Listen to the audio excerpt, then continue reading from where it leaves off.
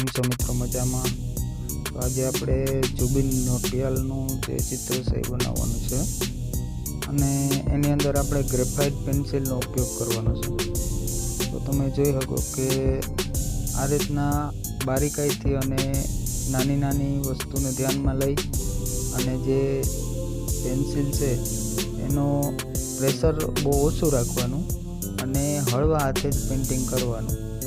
તો ધીમે ધીમે આપણી જે આ પ્રોસેસ છે એ આગળ વધતી જાય છે અને એ પ્રમાણે જો તો પેન્સિલમાં ગ્રેફાઇટ પેન્સિલનો ઉપયોગ કરેલ છે. જો ગ્રેફાઇટ પેન્સિલ છે અને આ સાદી પેન્સિલ છે કેમલિનની.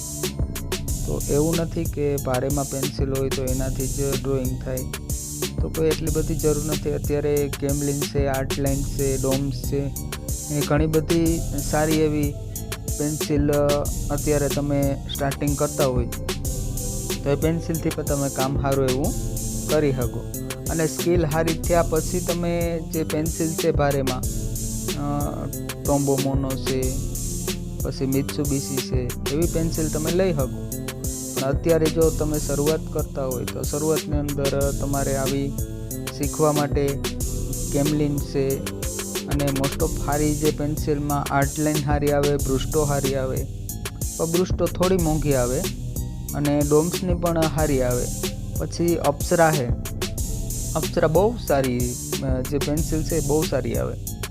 તો એનાથી પણ તમે તમારા પેઇન્ટિંગને કરી શકો અને સ્કિલને પણ સારી રીતે સુધારી શકો. તો જોઈ શકો કે આપણું આ પેન્સિલનું જે શેડિંગ છે એ ધીમે ધીમે આ રીતના પહેલાં એક સાઈડથી લઈ અને હળવા હાથે એને શેડિંગ કરતું જવાનું અને આ રીતના આગળ લેતું જવાનું.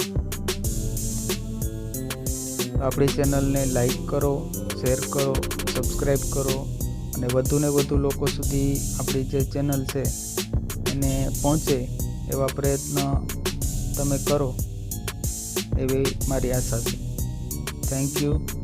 તો આપણું ફાઇનલ થઈ ગયું જુબિન નોટિયાલનું જે પેઇન્ટિંગ છે તમે જોઈ શકો.